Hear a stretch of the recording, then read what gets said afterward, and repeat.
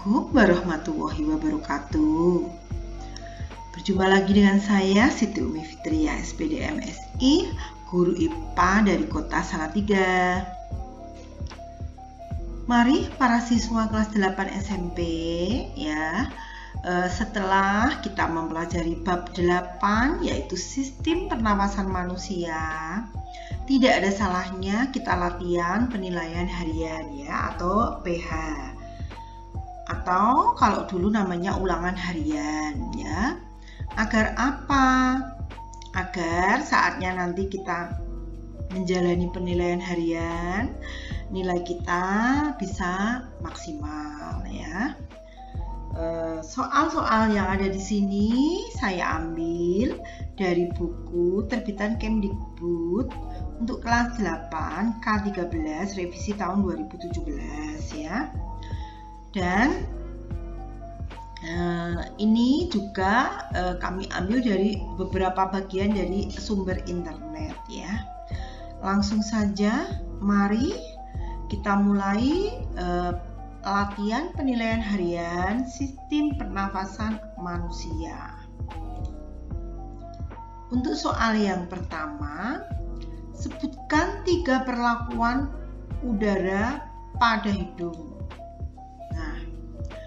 Seperti yang kita ketahui ya, kita memang bernafas itu bisa lewat mulut, bisa lewat hidung. Tetapi kalau kita dibandingkan antara bernafas dengan hidung dengan mulut, itu ternyata lebih bagus dengan hidung. Karena dengan hidung udara mengalami 3 perlakuan, yaitu yang pertama diatur suhunya, yang kedua diatur kelembapannya, dan yang ketiga disaring kotorannya oleh rambut-rambut hidung ya.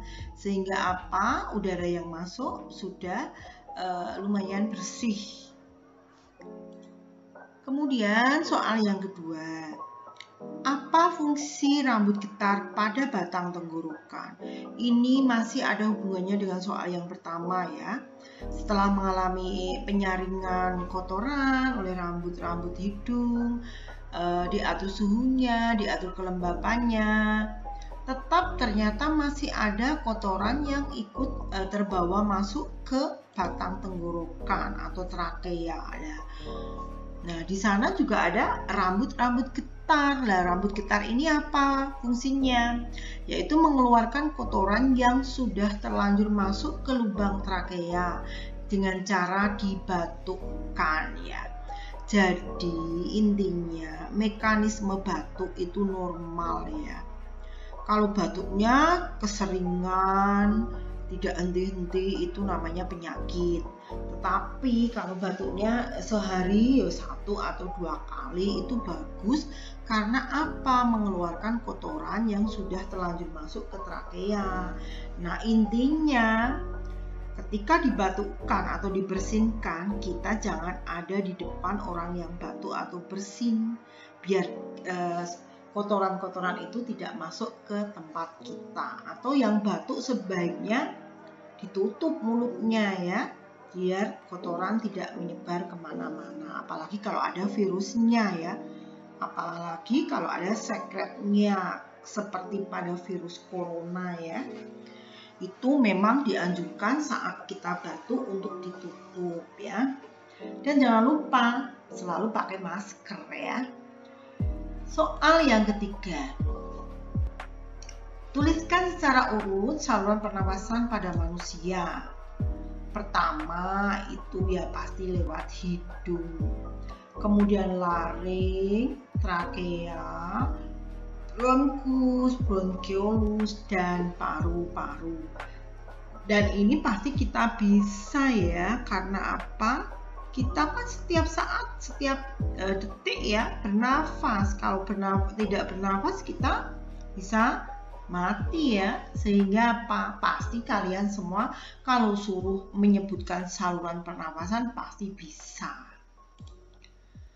Yang nomor 4, apa yang dimaksud? Kapasitas vital paru-paru, udara residu, udara pernafasan atau tidak, dan udara komplementer.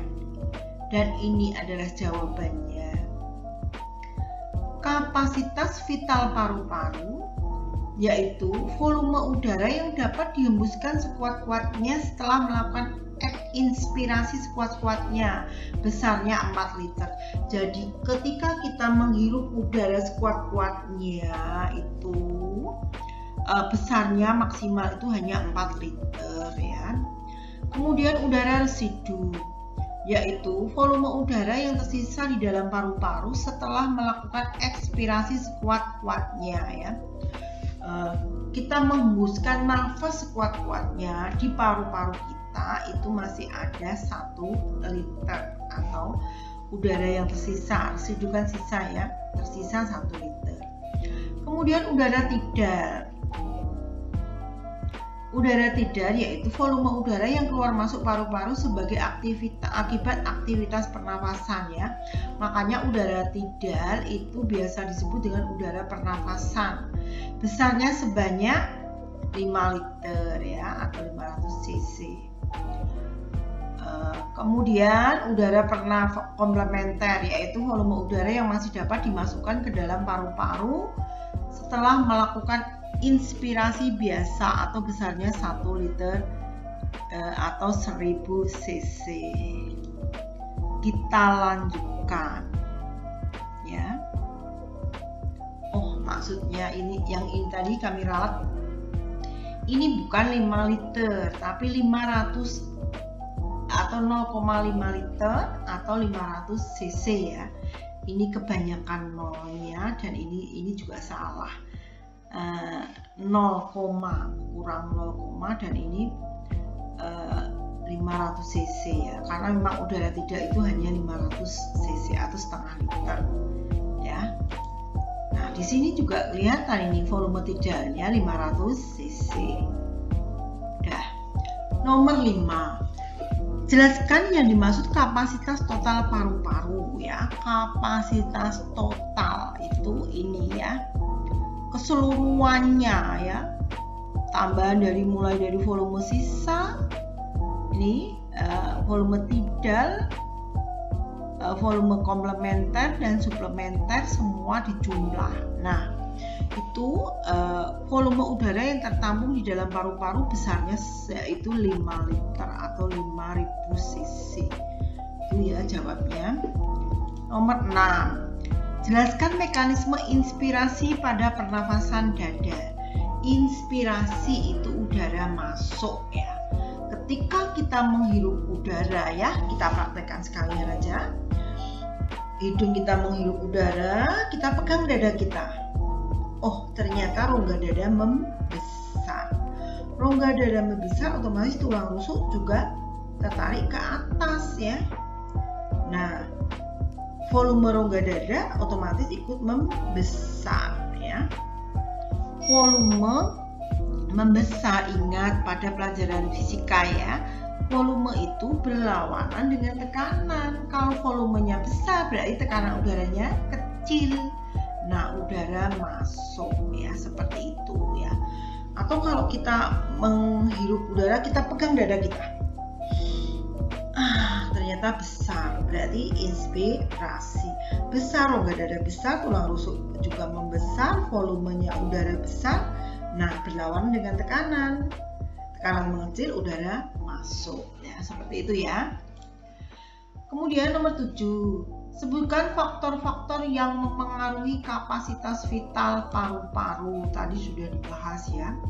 Kapasitas vital itu adalah jumlah ini keperluan yang, coba saya lihat lagi aja nih ya. Kapasitas vital ada di sini ya, yaitu volume udara yang dapat dihembuskan sekuat-kuatnya setelah melakukan inspirasi sekuat-kuatnya, besarnya adalah 4 liter. Jadi setelah melakukan inspirasi sekuat-kuatnya, dan ini tergantung apa? Ternyata umur ya, umur mengaruhi. Balita, remaja, dewasa, orang tua pasti beda. Jenis kelamin, laki-laki biasanya lebih besar ya, berat badan jelas, dan juga aktivitas. Orang habis berlari dengan orang tidur, pasti kapasitas vital paru-parunya saat dihitung berbeda ya. Sekarang nomor 8, bagaimana cara menyelidiki zat yang terkandung dalam sisa pernafasan? Nah, kita melakukan percobaan. Yang pertama, kita menuju arah cermin, kita hembuskan nafas kita. Nah, ternyata di cermin ada apa? Ada embun. Embun itu apa? Air atau H2O, berarti uap air. Selain itu kok ada silir-silirnya. Silir-silirnya itu apa? Itu adalah udara, yaitu CO2. Nah, selain itu kita juga dapat mengembuskan nafas di air kapur. Air kapur yang tadinya jernih, begitu kita hembuskan nafas kita menjadi keruh. Nah, keruhnya karena apa? CO2 berikatan dengan air kapur, CO3 ya, menjadi CaCO3 atau kalsium karbonat. Nah, itu cara membuktikan zat yang dihasilkan dari sisa pernafasan. Nomor 9. Bagaimana oksigen masuk ke dinding alveolus menuju ke pembuluh darah? Ini jelas, yaitu secara difusi, yaitu menembus dinding alveolus dan masuk ke pembuluh darah kapiler ya. Karena memang di tempat alveolus itu terjadi apa? Pergantian antara O2 dan CO2. Nomor 10.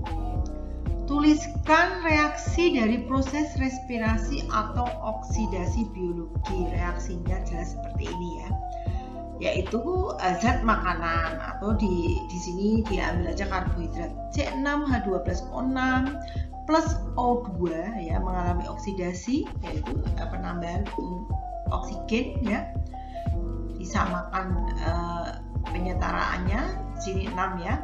Kemudian menjadi CO2. CO2 inilah yang dihembuskan. Kemudian juga uap air plus energi. Energi kita gunakan untuk aktivitas tumbuh, berkembang dan sebagainya sehari-hari ya. Sedangkan CO2 nanti dilepaskan ke udara bebas, akan diambil oleh tumbuhan untuk proses fotosintesis. Demikian juga dengan H2O atau uap air. Ternyata ini ya, latihan penilaian harian sistem pernafasan pada manusia bab tentang kelas 8 ya, tentang IPA pada kelas 8 sudah selesai. Mohon maaf jika dalam penyampaian salah-salah kata, dan kami akhiri. Assalamualaikum warahmatullahi wabarakatuh.